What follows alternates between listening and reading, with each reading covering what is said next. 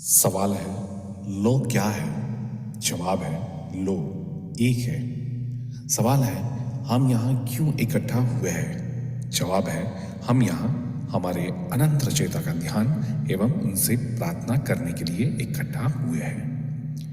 अब हम और हमारे गैलेक्टिक कन्फेडरेशन के सभी भाई बहन, मास्टर हीलर रेश, गार्जियन एंजल्स, काउंसिल मेंबर्स और पूरे ब्रह्मांड में जितने भी दिव्य सभ्यताएं हैं जो उस एक अनंत रचयिता के प्रेम और रोशनी में अपनी सेवाएं प्रदान करते हैं, उन सबको हम आज इस मेडिटेशन में शामिल होने के लिए निवेदन करते हैं और उन सब का आह्वान करते हैं। आज हम सब मिलकर जितने भी लोग आज मेडिटेशन कर रहे हैं उनको, उनके परिवार को और सभी सदस्यों को और वो सभी परिजनों को जिन्हें वो प्रोटेक्ट करना चाहते हैं, उन सबको हम अनंत रचयिता के प्रेम और रोशनी से शुद्ध करते हैं और उस सभी लोगों के आसपास और उनके घरों के आसपास उस अनंत रचयिता के प्रेम और रोशनी का एक बहुत बड़ा सुरक्षा घेरा बनाते हैं, जिसमें किसी भी प्रकार के विचार या व्यक्ति जो सिर्फ खुद की सेवा में कार्यरत हो, उन सभी व्यक्ति या विचारों को इस घेरे में आने से बिल्कुल प्रतिबंधित करते हैं, क्योंकि लो एक है। यस, मेरी आवाज आ रही है? जी हाँ, क्लियर। नमस्कार दोस्तों। लॉ ऑफ फन या एक का ज्ञान, यह उसका 31वां सत्र है जो कि फरवरी 25, 1981 को रिकॉर्ड किया गया। दोहराया जाता है, इस किताब द्वारा दी गई समस्त जानकारियां आप जान भी सकते हैं, मान भी सकते हैं और सिरे से खारिज भी कर सकते हैं या नकार भी सकते हैं, क्योंकि यह आपकी फ्री विल है जो अनंत रचयिता द्वारा आपको दी गई है। एक बात और कही जाती के लिए पूरी तरह से फ्री है। यदि कोई इकाई या व्यक्ति इसको निजी स्वार्थ के लिए इस्तेमाल करे तो यह उसकी व्यक्तिगत जिम्मेदारी होगी। इसी के साथ साथ यह भी कहा जाता है कि कोई इस एक के कानून किताब को अपनी भाषा में दूसरों से साझा करना चाहे तो वह कर सकता है, क्योंकि यह भी उसकी फ्री विल है। आगे बढ़ते हैं दोस्तों। रॉ कहते हैं, मैं आपका उस अनंत रचयिता के प्रेम और प्रकाश में स्वागत करता हूँ। अब हम संवाद करते हैं। डॉन, मैं पहले कालरा का एक प्रश्न पूछना चाहता हूँ। वह यह जानना चाहती है कि क्या अब उसके लिए अकेले बाहर जाना ठीक होगा, क्योंकि अब वह बेहतर। एक मिनट, आवाज नहीं आ रही क्लियर? क्लियर है, क्लियर है। Okay done. क्योंकि अब वह बेहतर महसूस कर रही है। रॉ कहते हैं यह स्वीकार्य है। डॉन, ठीक है, मैं जो करने जा रहा हूँ वह उस जानकारी का उपयोग करना है जिसे हमने पिछली पुस्तक के अंत में यानी सत्र 26वें के 38वें सवाल में किया गया था। आपने सुझाव दिया था कि वह अधिक उन्नत सामग्री के लिए अधिक उपयुक्त होगी, यानी कि हम इसके बारे में और विस्तार से बात कर सकते हैं। हम इसे इस बिंदु पर किताब में रखेंगे क्योंकि हम उभयलिंगी प्रजनन के बारे में बात कर रहे हैं और मैं कुछ परिभाषाओं और बेहतर समझ के लिए इस विषय को थोड़ा विस्तारित करना चाहूंगा। आप सेक्सुअल एनर्जी ट्रांसफर की इस सामग्री के बारे में बोलिए। क्या आप उस ऊर्जा के स्थानांतरण को परिभाषित कर सकते हैं और कृपया इसके अर्थ को और विस्तारित कर सकते हैं? ऐसा प्रश्न डॉन ने पूछा है। डॉन कहते हैं, आपने बात की थी कि इसका उपयोग करके हम अपनी ऊर्जा क्षमता को, हमारी स्पिरिचुअल ग्रोथ को और तेजी से ऊपर की ओर ले जा सकते हैं। तो इसमें ऊर्जाओं का स्थानांतरण कैसे होता है, कृपया इसे समझाइए। यह डॉन का प्रश्न है। रॉ कहते हैं, ऊर्जा के स्थानांतरण का मतलब ठहरी हुई ऊर्जाओं, पोटेंशियल एनर्जी का निकलना है। हम कहेंगे एक प्रबल स्थान, पोटेंशिएटेड स्पेस। इस ऊर्जा का स्थानांतरण दो इकाइयों के ध्रुवीकरण के कारण होता है, जिसमें से प्रत्येक में एक से दूसरे में कुछ संभावित अंतर होता है। ऊर्जा के स्थानांतरण या इस ऊर्जा के रुकावट की प्रकृति तब इन दो संभावनाओं के संपर्क का एक कार्य है। जिन मामलों में स्थानांतरण होता है, आप इसकी तुलना किसी सर्किट के बंद होने अर्थात ब्लॉकेज होने से कर सकते हैं। आप यह गतिविधि को सभी अनुभवनात्मक गतिविधियों के रूप में भी देख सकते हैं, क्योंकि रचयिता खुद इसका अनुभव कर रहा होता है। क्योंकि दोस्तों हम सब में ही रचयिता है, तो जब रचयिता सब में विद्यमान है तो इस चीज का अनुभव रचयिता खुद भी कर रहा होता है। यह ऊर्जा सब में होती है। यह निर्भर करता है कि किसी मेल टू मेल या फीमेल टू फीमेल या मेल टू फीमेल में अट्रैक्शन कितना बिल्ड हो रहा है। तो इसका जो इस्तेमाल होगा वह आपकी ग्रोथ पर भी होगा। मीन्स आप कितना ज्ञान बटोर रहे हैं और आपके आपस के संबंध किस प्रकार के हैं उसे अनुभव रूप में भी देखे जाएगा। इस एनर्जी को हमारे जो भी आपस के संबंध है, कम्युनिकेशन किस प्रकार का है, आपस में एक दूसरे के प्रति किस प्रकार का अट्रैक्शन है, उसके बिना इस एनर्जी को चैनल नहीं किया जा सकता।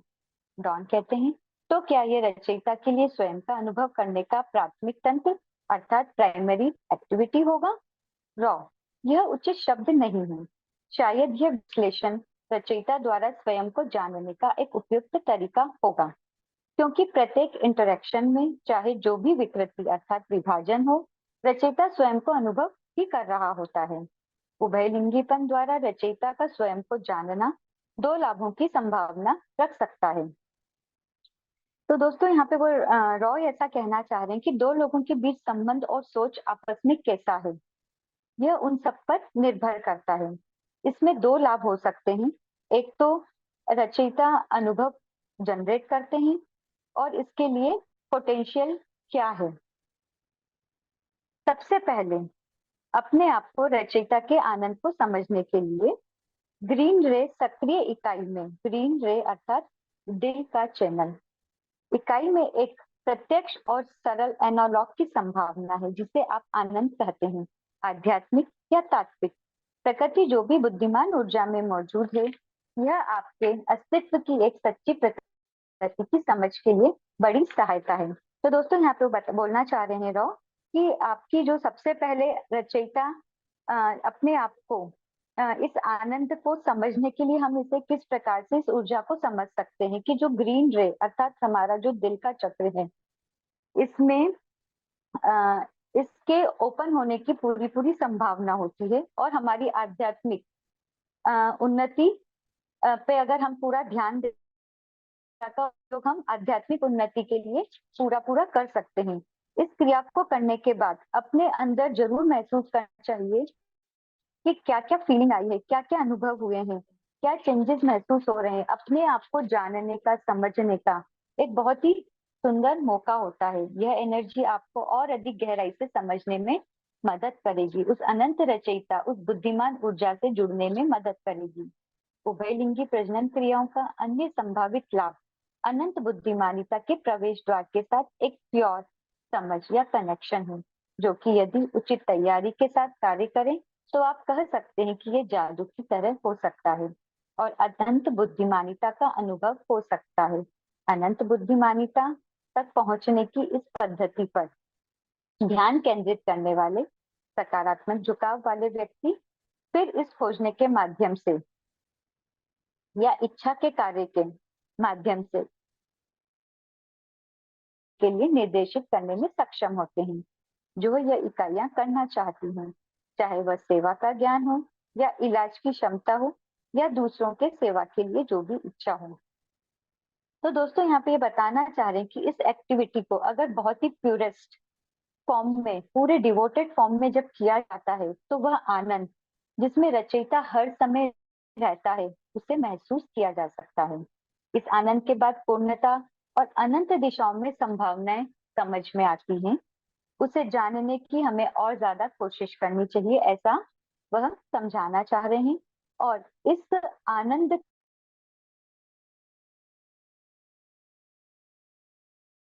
मिल रहा है उससे उसके इक्वल इस आनंद को रखा है। अनंत ऊर्जाओं की संभावनाओं में हम अपनी एनर्जी को यूज कर सकते हैं और हम दिल की खुशी के लिए दूसरों की सेवा का रास्ता भी चुन सकते हैं। इस एक्टिविटी को जब पूर्ण गहराई से किया जाता है और उतने ही समर्पण और आनंद से जब दोस्तों इसको महसूस करके देखा जा सकता है कि रचयिता इस आनंद में किस प्रकार से हमेशा रहते हैं। तो रचयिता जो बुद्धिमान ऊर्जा है वो 24 आवर्स किस प्रकार के आनंद में, किस प्रकार की पूर्णता में, किस प्रकार के प्योरेस्ट फॉर्म में रहते हैं, इस आनंद की को जब महसूस करते हैं तो हम उस आनंद को भी समझ पाते हैं। रचयिता द्वारा स्वयं को अनुभव करने की इस विशेष पद्धति के ये 2 लाभ हैं, जैसा कि हमने पहले कहा है।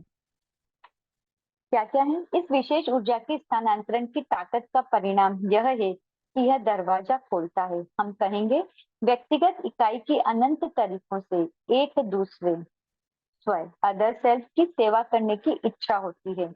इस प्रकार ध्रुवीकरण सकारात्मक की तरफ होता है। दोस्तों यहाँ पे समझाना चाह रहे हैं इस तरह से कि at the time of climax आप जिस डायरेक्शन में सोच सकते हैं, तो जो रचयिता महसूस करता है वैसा आप भी महसूस कर सकते हैं, पर आपकी तैयारी पूरी होनी चाहिए, पूरी प्योरेस्ट और डिवोटेड फॉर्म में होनी चाहिए। एनर्जी एक्सचेंज की इस प्रक्रिया को आप एक्सपेरिमेंटल मूड पर ले जाते हैं तो अनंत बुद्धिमानिता की ऊर्जा को और अधिक बेहतर समझ सकते हैं, ऐसा वो समझाना चाह रहे हैं। डॉन कहते हैं कि आप इस अवधारणा को कुछ और विस्तारित कर सकते हैं कि यह क्रिया न केवल रचयिता को खुद को बेहतर तरीके से जानने की अनुमति देती है, बल्कि हमारी घनत्वता में हमारे वंशज बनाती है या इस घनत्वता में प्रवेश करने के लिए किसी अन्य इकाई के लिए मार्ग उपलब्ध कराती है। तो दोस्तों यहाँ पे डॉन प्रश्न कर रहे हैं कि जो इसको आप हमें और किस तरह से विस्तारित कर सकते हैं कि हम इस क्रिया को करने से क्या क्या चीजें होती हैं। तो उन्होंने बोला कि इससे एक तो आपको रचयिता को बेहतर तरीके से जानने में मदद मिलती है और इसके अलावा हम एक और, जिससे इसमें लिखा है कि हमारी घनत्वता में हमारे वंशज बनाती है, अर्थात एक और रचयिता को जन्म दिया जाता है। तो रॉ कहते हैं, जैसा कि हमने पहले कहा है, इस ऊर्जा के स्थानांतरण में रेड रे कहा गया यहाँ पे रूट चक्रा को। रेड रे ट्रांसफर शामिल है जो कि रैंडम है और हम कहेंगे कि जो दूसरे घनत्वता के बढ़ने और जीवित रहने के प्रयास की एक क्रिया है। यह सेक्सुअल कॉन्टैक्ट का एक उचित कार्य है। वंशज, जिसे कि आप जन्म लेने वाली इकाई कहते हैं, जो इस रैंडम कार्य या घटना द्वारा पेश किए गए मन शरीर परिसर के अवसर लेती है, जिसे बीज द्वारा फर्टिलाइजेशन करना कहते हैं, जो एक इकाई को जन्म लेने इकाई के रूप में इस घनत्वता में प्रवेश करने का अवसर देता है। यह उन दोनों को देता है जो इस उभयलिंगी प्रजनन ऊर्जा में लगे हुए थे। इस क्षेत्र में महान सेवा की क्षमता के रूप में छोटे छोटे अनुभवी इकाइयों के पोषण के रूप में यह अनुभव प्राप्त करता है। तो इसमें किस प्रकार से अनुभव प्राप्त किया जाता है? जब किसी भी रचयिता को जन्म दिया जाता है, अर्थात जब किसी भी बच्चा इस दुनिया में, इस धरती पर आता है, तो जब उसकी सेवा के रूप में जब लगे रहते हैं तो उसे भी एक नाम दिया गया है कि हम उसके खाने पीने का या उसकी किसी भी प्रकार की बेसिक नीड का जब बहुत ज्यादा ध्यान रखते हैं, उसी के लिए कमाना है, उसी के लिए सारी चीजों को करना है, तो इसे भी मां में ही देखा गया है। इस क्रिया का आनंद और सेवा भाव के आनंद को अनुभव करते हैं। इन सब प्रोसेस के द्वारा हम क्या क्या अनुभव कर सकते हैं वो बताया कि इस क्रिया का आनंद और जो महान सेवा के भाव का आनंद जब किसी भी रचयिता के जन्म के होने के पश्चात लिया जाता है, किसी भी ह्यूमन बीइंग के द्वारा उसका अनुभव करते हैं। इस बिंदु पर यह ध्यान रखना दिलचस्प होगा कि नकारात्मक की ओर ध्रुवीकरण करने के लिए इन अवसरों का उपयोग करने की संभावना हमेशा होती है और यह सामाजिक परिसर विकृतियों के आपके हजारों वर्षों में धीरे धीरे निर्माण के सहायता से धर्म की ओर एक प्रवृत्ति पैदा करती है। हम कहेंगे या इस ऊर्जा के स्थानांतरण से दूसरों की सेवा के पहलू को चकित कर दें और बाद में दूसरों को सेवा देने के अवसर दें। तो इसमें आगे बोल रहे हैं वो कि इसका नकारात्मक अगर नेगेटिव साइड भी देखें कि आप इसे मान लीजिए कि कोई चाहता है कि उसके बेबी नहीं हो, है ना? बेबी नहीं चाहते हैं और हो गया, पर इसको उपयोग करने की संभावना बहुत है। इसके कारण एक डिवीज़न आ जाता है। ये आप पर है कि आप इसे कैसे लेते हैं। इसे आप खुद की सेवा के रास्ते या दूसरों की सेवा के रास्ता, क्या रास्ता आप चुनते हैं? यहाँ पर भी उन्होंने संभावना को ही व्यक्त किया है कि अगर इसका ये साइड भी हम नेगेटिव साइड भी देखें तो भी अनंत संभावनाएं हैं।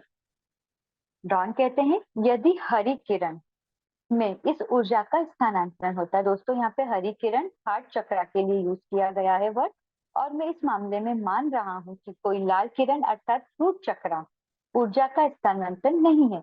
तो क्या इसका मतलब यह असंभव है कि इस विशेष स्थानांतरण, फर्टिलाइजेशन और एक इकाई का जन्म शामिल है? दोस्तों यहाँ पे ऐसा बताना चाह रहे हैं कि ये जब ऊर्जा रूट चक्रा में स्टेब्लिश होती है, वहां पर रैंडमली होती है, तो जब ये ऊर्जा रूट चक्रा से हार्ट चक्रा तक आती है तो ऊर्जा का स्थानांतरण होता है और आपके हार्ट चक्रा को ओपन होने के लिए पूरी पूरी संभावनाएं होती हैं, पर बशर्ते है कि इसमें हर चीज को यही जोड़ा गया है कि प्यूरेस्ट फॉर्म हो, डिवोशन हो, एक दूसरे के प्रति पूरा अट्रैक्शन हो और उस ऊर्जा के प्रति पूर्ण समर्पण भाव हो। रॉ कहते हैं यह गलत है। शरीर परिसर की प्रकृति के कारण हमेशा लाल किरण अर्थात रूट चक्रा ऊर्जा का स्थानांतरण होता है। इस ऊर्जा स्थानांतरण का रैंडम परिणाम होगा, जैसा कि यह इकाइयों की जोड़ी के रूप में एक निश्चित समय में फर्टिलाइजेशन की संभावना की क्रिया के रूप में होगा। दोस्तों यहाँ पे राय ये कहना चाह रहे हैं कि यह जो लाल किरण ऊर्जा है उसका उपयोग आप सिर्फ अपने लिए कर रहे हैं। सिर्फ आप सेल्फ ओरिएंटेड होकर सिर्फ अपनी खुशी के लिए अगर इस क्रिया को कर रहे हैं, आपका पार्टनर या आपका जो भी साथी है उसकी खुशी के लिए नहीं कर रहे हैं, इसमें गहर नहीं है, प्रेम नहीं है, तो ये निश्चित ही ये ऊर्जा ऊपर की ओर नहीं जाएगी, वहीं ब्लॉक हो जाएगी। और अगर उसमें समर्पण है तो ये निश्चित ऊपर की ओर जाएगी। हरे रंग की किरण ऊर्जा का स्थानांतरण प्रत्येक इकाई की कंपन्यता दर पीले या नारंगी किरण, यहाँ पे पीला और नारंगी सेक्टर और हमारे सोलर प्लेक्सिस चक्रास के लिए बोला गया है, ऊर्जाओं द्वारा किसी भी महत्वपूर्ण अर्थ में अविकृत होने के कारण होता है। इस प्रकार उपहार हम कहेंगे स्वतंत्र रूप से दिया जा रहा है। शरीर या मन या आत्मा किसी से भी कोई भुगतान नहीं मांगा जा रहा। हरी किरण प्रेम की पूर्ण सार्वभौमिकता में से एक है। यह वापसी की उम्मीद न किए बिना देना है। हमें रिटर्न नहीं करना है उम्मीद की सामने वाले से भी हमें मिले। हमें सिर्फ अपने प्योरेस्ट भाव से, पूरे डिवोशन से उस ऊर्जा को समर्पित करना है। अगर आपकी इंटेंशन प्योर है और क्लियर है तो हार्ट चक्रा तक की ऊर्जा निश्चित रूप से जाएगी, आपका हार्ट ओपन होगा, नहीं तो ये ऊर्जा नीचे ही ब्लॉक हो जाएगी। डॉन कहते हैं मैं सोच रहा था कि क्या इस तथ्य के पीछे कुछ सिद्धांत है कि यह संबंध आवश्यक रूप से फर्टिलाइजेशन की ओर नहीं ले जाता है। मुझे इसके रासायनिक या भौतिक, केमिकल और फिजिकल सिद्धांतों में कोई दिलचस्पी नहीं है। मुझे इस बात में दिलचस्पी है कि क्या कोई आध्यात्मिक सिद्धांत, कोई स्पिरिचुअल लॉ है या नहीं, जिससे उन कपल को बच्चा होता है या नहीं, या ये विशुद्ध रूप से रैंडम है। रॉ कहते हैं यह कुछ सीमाओं के भीतर रैंडम है। यदि कोई इकाई उस वरिष्ठता तक पहुंच गई है जिससे वह जीवन के अनुभव की मूल संरचना का चयन करती है, तो यह इकाई एक ऐसे भौतिक परिसर में जन्म लेने का विकल्प चुन सकती है जो प्रजनन करने में सक्षम नहीं है। इस प्रकार हम कुछ इकाइयों को पाते हैं जिन्होंने अनुपजाऊ, अनफर्टाइल होना चुना है। यह अन्य इकाइयां स्वतंत्र इच्छा अर्थात फ्री विल के माध्यम से ये प्रजनन सुनिश्चित करने के लिए विभिन्न उपकरणों का उपयोग करती है। इन स्थितियों को छोड़कर स्थिति रैंडम है। तो यहाँ पर भी उन्होंने बोला है कि अगर जो लोग, रॉ कहते हैं हमने इस शब्द का उपयोग यह बताने के लिए किया है कि आपके उभयलिंगी स्वभाव में है वह जो ध्रुवीयता का है, इस ध्रुवीयता को इस अनुसार परिवर्तनशील देखा जा सकता है। हम कहेंगे प्रत्येक इकाई जैविक रूप से पुरुष या स्त्री होता है। इस प्रकार आप चुंबकत्व देख सकते हैं। जब उचित संतुलन वाली दो इकाइयां मैस्कुलाइन और फेमिनाइन एनर्जी ध्रुवीयता मिलती है तो इस प्रकार उस अट्रैक्शन को महसूस करती है जो ध्रुवीकृत बल एक दूसरे पर लगाते हैं। यह अट्रैक्शन दोस्तों यहाँ बोलना चाह रहे हैं कि ये जो अट्रैक्शन या पोलैरिटी है यह रैंडम है। यह बस इस तरह से है जैसे कि आयरन और मैग्नेट के रूप में हम इसको समझ सकते हैं। यह उभयलिंगी तंत्र की ताकत है। वह व्यक्ति जो सेक्सुअली विपरीत रूप से ध्रुवीकृत है उसके विपरीत आकर्षण महसूस करने के लिए इच्छा शक्ति की आवश्यकता नहीं होती। यह एक ऐसी घटना है जिसे बदला नहीं जा सकता, जो ऊर्जा के मुक्त प्रवाह को एक उचित मार्ग देता है। इस मार्ग को किसी विश्वास शर्त के द्वारा रोका जा सकता है जो इकाई को यह बताता है कि यह आकर्षण इच्छा करने इसी ऊर्जा का उन्होंने बोला है कि जिस प्रकार से चुंबक और लोहे का एग्जाम्पल लेके उन्होंने इस बात को समझाया है। डॉन कहते हैं हमारे पास अब जन्म लेने वाली इकाइयों की बढ़ती संख्या से यह प्रतीत होता है जिनका झुकाव इस संबंध में समलैंगिक है। क्या आप उस अवधारणा को समझा सकते हैं और विस्तारित कर सकते हैं? रॉ कहते हैं इस स्थिति के इकाइयों को इस तथ्य के कारण बहुत अधिक विकृति का अनुभव होता है कि उन्होंने जैविक पुरुष और जैविक स्त्री के रूप में कई जन्मों का अनुभव लिया है। यह सुझाव नहीं देता है। तो दोस्तों यहाँ पर वो बोल रहे हैं कि वह पहले बहुत सारे मेल फॉर्म में या फीमेल फॉर्म में अपने जन्मों का अनुभव लेकर आ चुके हैं। तो आप अपने मौजूदा जीवन में समलैंगिकता को क्या कहते हैं? यह आपके ग्रह क्षेत्र की कठिन संपन्नता स्थिति के लिए नहीं था। आप इसे अपनी अधिक आबादी वाले देशों में अपने भीड़ भाड़ वाले शहरी क्षेत्रों के बीच महान आभा का उल्लंघन कह सकते हैं, जिसे कि आप अपने ग्रहों की सतह के हिस्से कहते हैं। इन परिस्थितियों के कारण ये कश्मकश पैदा होता है। डॉन कहते हैं जनसंख्या की घनत्वता इन कश्मकश को क्यों पैदा करता है? रॉ कहते हैं उभयलिंगी प्रजनन इच्छा का लक्ष्य न केवल सरल प्रजनन कार्य है बल्कि विशेष रूप से दूसरों की सेवा करने की इच्छा इस गतिविधि से भी जागृत होती है। अत्यधिक भीड़ भाड़ वाली स्थिति में जहां प्रत्येक इकाई दूसरों से लगातार संपर्क में होने के कारण यह समझ में आता है कि जो लोग विशेष रूप से संवेदनशील हैं वे दूसरों की सेवा करने की इच्छा महसूस नहीं करते हैं। इससे इच्छा की कमी या रेड रे प्रजनन ऊर्जा की रुकावट की संभावना भी बढ़ जाती है। बिना भीड़ भाड़ वाले माहौल में वही इकाई अकेले रहने के कारण उत्तेजना के माध्यम से किसी ऐसे इकाई की तलाश करने की अधिक इच्छा रखता है जिसके लिए यह सेवा हो सकती है और इस प्रकार प्रजनन की क्रिया नियमित होती है। तो इस प्रकार उन्होंने इस चीज को समझाया है। डॉन कहते हैं मोटे तौर पर एक पुरुष इकाई को पिछले कितने जन्म लेने होंगे ताकि एक फीमेल के रूप में जन्म लेने पर उनका झुकाव समलैंगिकता की तरफ होना चाहिए? बस मोटे तौर पे बताइए।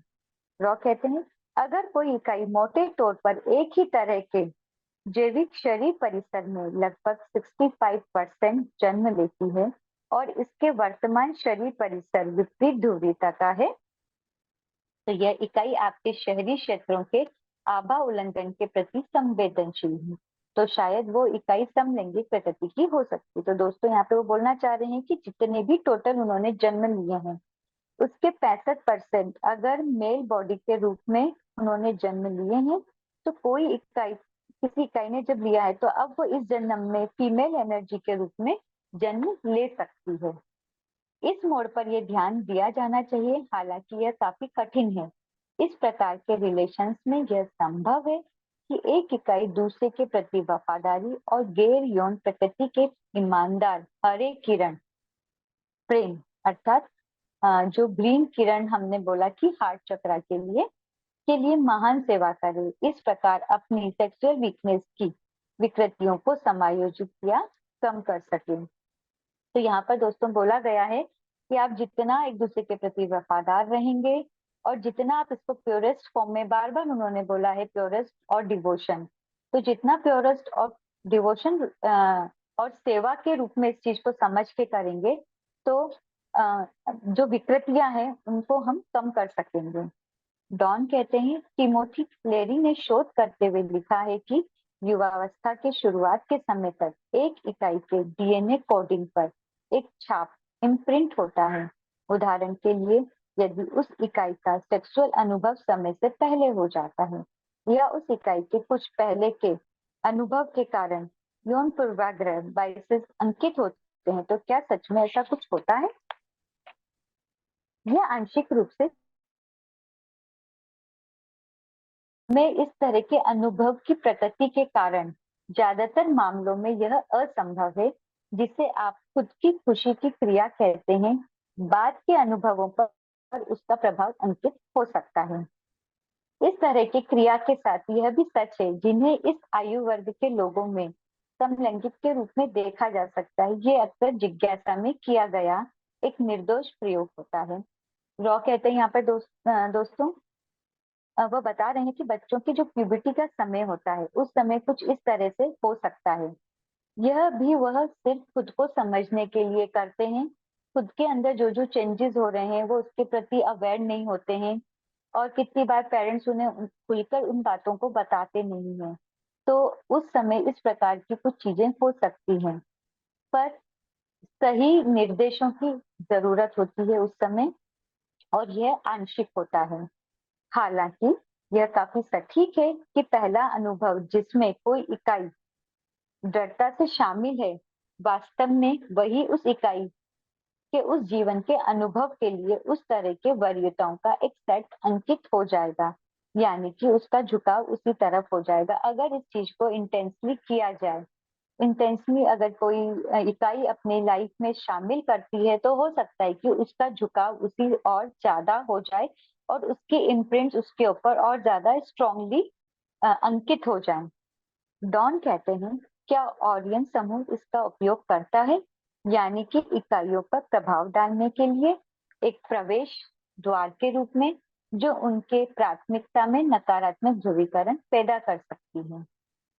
रॉ कहते हैं, जिस तरह हम महासंघ के लोगों को प्रेम और प्रकाश को बीम करने की कोशिश करने का जब भी कोई अवसर दिया जाता है, तो उन अवसरों के में जो ऑरियन समूह भी उस अवसर का उपयोग करता है, यदि यह नकारात्मक झुकाव वाला है या यदि वह व्यक्ति नकारात्मक झुकाव वाला है। मीन्स इसमें रॉ ऐसा कहना चाह रहे हैं कि अगर पर्सन जिसमें इसमें भी नेगेटिव साइड ही देखे, तो जो ऑरियन ग्रुप है उनका पूरा प्रयास होता है कि वह उनको थोड़ा सा भ्रमित कर सकते हैं। अगर इसमें सेवा का भाव एक दूसरे के प्रति नहीं है, सिर्फ खुद के लिए ही व्यक्ति सोच रहा है, सिर्फ खुद की खुशी के लिए सोच रहा है, तो यहाँ पर ऑनलाइन ग्रुप के लोग उनको कुछ माइंडसेट में उनके कुछ चेंजेस कर सकते हैं, और वह उन जो पर्टिकुलर व्यक्ति है उनका झुकाव नेगेटिव साइड में हो सकता है। इसके लिए आपस में एक दूसरे के प्रति नेगेटिव झुकाव हो जाता है या फिर नेगेटिव चीजें सोचने लग जाते हैं। डॉन का कहना है, क्या कोई भावनात्मक ही विरोधाभास है जिसका मेल या फीमेल की ध्रुवीयता से कोई लेना देना नहीं है, जो एक इकाई में इस ऊर्जा का निर्माण कर सकता है? रॉक कहते हैं, इकाई के हिस्से पर ऐसे विरोधाभास के बिना इस ऊर्जा का निर्माण होने की संभावना बहुत कम है।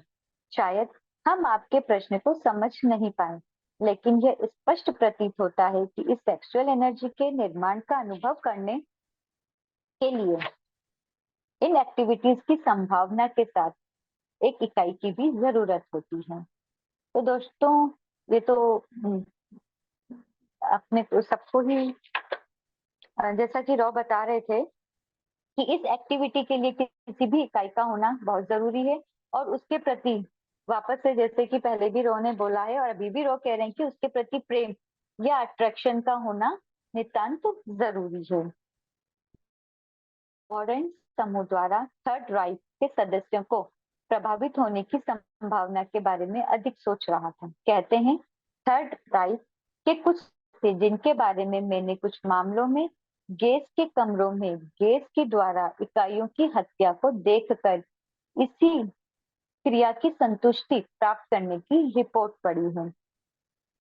तो डॉन का प्रश्न जो है दोस्तों, ये पुराने समय के उसके लिए बोला जा रहा है कि कभी कभी किसी की सोच इतनी ज्यादा ट्रैप्ड हो जाती थी कि उनको इस तरह की चीजों को जब एक दूसरे के प्रति बहुत ज्यादा डोमिनेट कर रहे हैं या हिंसा कर रहे हैं तो भी इस प्रकार की संतुष्टि मिलती थी। तो क्या ये सही है?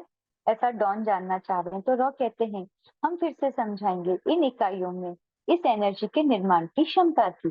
प्रोत्साहन का चुनाव निश्चित रूप से इकाई का ही चुनाव होता है जिसके बारे में आप बोल रहे हैं कि ये इकाइयां दृढ़ता से नारंगी किरण अर्थात सैक्रल चक्रा में ध्रुवीकृत थी, वहां पर ब्लॉक होने लगा था।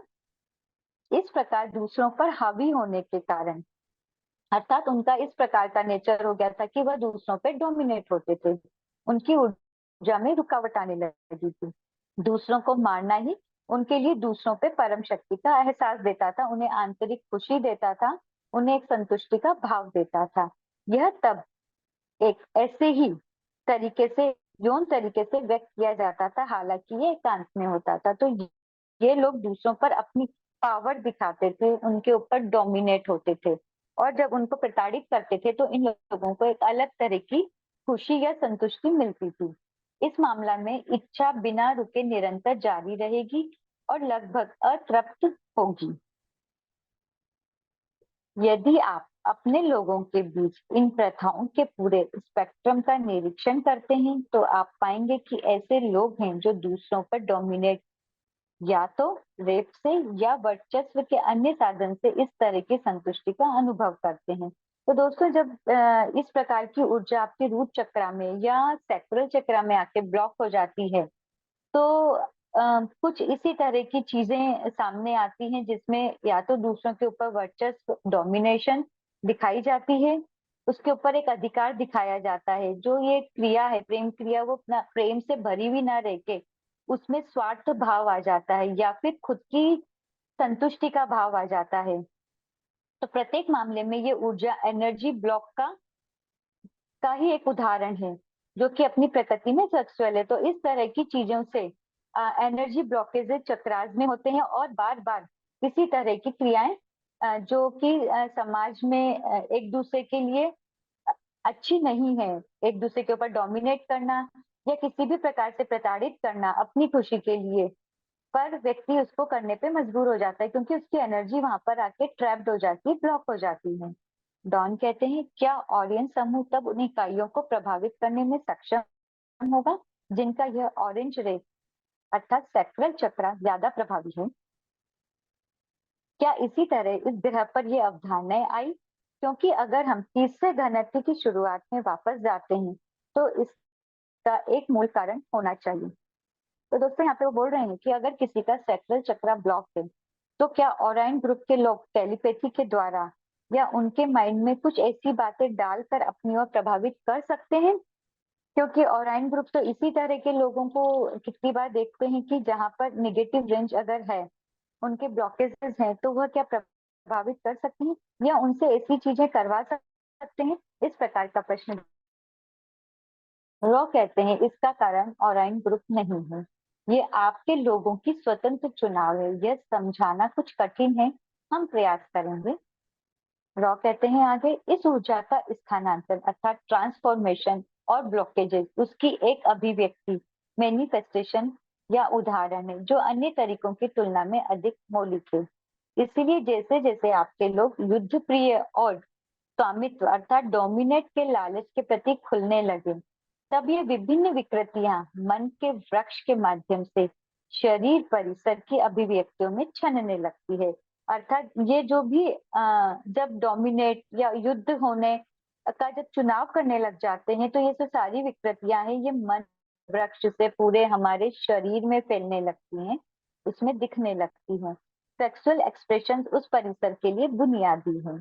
इस प्रकार ये जो ऊर्जा है ये रुकावटें पैदा करती है, हालांकि ऑरेंज द्वारा प्रभावित और तीव्र होती हैं, परंतु मूल रूप से आपके लोगों द्वारा स्वतंत्र रूप से चुने गए अस्तित्व का ही उत्पाद होती है क्योंकि आपके ही लोग इस सब चीजों को चुनते हैं, युद्ध को या फिर डोमिनेशन को या फिर जेलेसी को, ईर्ष्या को, केवल स्वार्थ की भावना जिसमें सिर्फ अपने लिए सोचा जा रहा है, तो जब सेवा का भाव नहीं है दूसरे के प्रति, तो ये ब्लॉकेजेस अपने आप आपकी बॉडी में, आपके पूरे शरीर में आने लगते हैं। यह अंतिम प्रश्न होगा, जब तक कि हम इसे समाप्त करने से पहले स्पष्ट करने के लिए इस प्रश्न पर आगे बात नहीं कर सकते हैं या किसी छोटे प्रश्न का उत्तर नहीं दे सकते हैं। डॉन कहते हैं, मुझे केवल यह जानने की आवश्यकता है कि क्या यह जातिगत स्मृति रेशियल के माध्यम से पूरी आबादी को किसी तरह से संक्रमित करने के लिए काम करता है। क्या ऐसा हो सकता है? तो दोस्तों ये बोल रहे हैं कि धरती पे जैसे अलग अलग गुट बने हुए हैं, समाज हैं, अलग अलग संप्रदाय हैं, तो क्या इस तरह की सोच समाज में घर कर सकती है? ये डॉन का प्रश्न है। रॉ कहते हैं, जातिगत स्मृति में वह सब कुछ है जो अनुभव किया गया है। इस प्रकार हम कहेंगे इस ऊर्जा का भी दूषण अर्थात कंटेमिनेशन हुआ है। यह ज्यादातर आपकी अपनी संस्कृति में प्रतिकूल संबंधों के विभिन्न प्रवृत्तियों के रूप में दिख रहा है, या जिसे आप विवाह कहते हैं, बजाय कि अनंत रचयिता के प्रेम और प्रकाश में एक दूसरे को स्वतंत्र रूप से दिया जाए। तो दोस्तों यहाँ पे वो बोलना चाह रहे हैं रॉ कि जब अनंत रचयिता का प्रेम और प्रकाश की ऊर्जा में दूसरों को पूर्ण रूप से स्वतंत्रता दी जाती है, उनकी फ्री विल के हिसाब से काम किया जाता है, तो इसका प्रभाव एक अलग ही रूप में पड़ता है। जैसे कि यह जवाब थोड़ा सही नहीं लगेगा, क्योंकि रॉ का कहना है कि यह बहुत सदियों पुराना पीछे से चला आ रहा है, एक मेमोरी से अगली मेमोरी में ट्रांसफर हो रहा है। उनके हिसाब से दो लोगों को बांध दिया जाता है आपस में, और वो आपस में एक दूसरे का दमन करने लगते हैं, एक दूसरे की इच्छाओं का, उनकी भावनाओं का दमन करने लगते हैं। हर जगह ऐसा नहीं होता है, पर मोस्टली बहुत सारी जगहों पर ऐसा होता है। जबकि अनंत रचयिता का कहना है कि प्रेम और प्रकाश में उनकी फ्री विल है कि वह जैसा चाहें वैसा कर सकते हैं। तो अपनी स्पिरिचुअल ग्रोथ के लिए आपको यहाँ पर पूर्ण समर्पण और प्रेम का भाव अगर आप रखते हैं, तो आपके चक्रास के ऊपर भी बहुत अच्छा काम होगा, साथ के साथ रूट चक्रा बैलेंस होगा और ऊर्जा ऊपर की ओर उठेगी, और आप उस आनंद को महसूस कर पाएंगे जो कि अनंत रचयिता, उस अनंत बुद्धिमानिता की ऊर्जा होती है, उसकी आनंद की ऊर्जा होती है। और यहाँ पे दोस्तों राव बोल रहे हैं कि आप जैसा चाहें वैसा कर सकते हैं। हो सकता है अदर ग्रह पे जो कि 3 डेंसिटी का हो और हमसे ज्यादा एडवांस ग्रह हो, वहां पर इसको अनुभव करने के तरीके के रूप में लिया जाता है। खैर दोस्तों, ये तो रा का कहना है, आप उसे जैसे चाहें ले सकते हैं, ये आपकी फ्री विल है। आप इसे मान भी सकते हैं और उनकी इस चीज को नजरअंदाज भी कर सकते हैं, क्योंकि सबकी अपनी अपनी सोच है, अपनी अपनी फ्री विल है। आप रॉ की समस्त बातों को कैसे लेते हैं, इसमें भी आपकी पूरी आजादी है। तो दोस्तों, यह ऊर्जा का जो हमारा आज का सत्र था वो यहीं समाप्त होता है। और जिस प्रकार से कहते हैं कि मैं आपको उस अनंत रचयिता के प्रेम और प्रकाश, हार्मनी, अबंडेंस, वननेस की ऊर्जा में छोड़े जाती हूँ। आज्ञा मेरे दोस्तों, आज्ञा।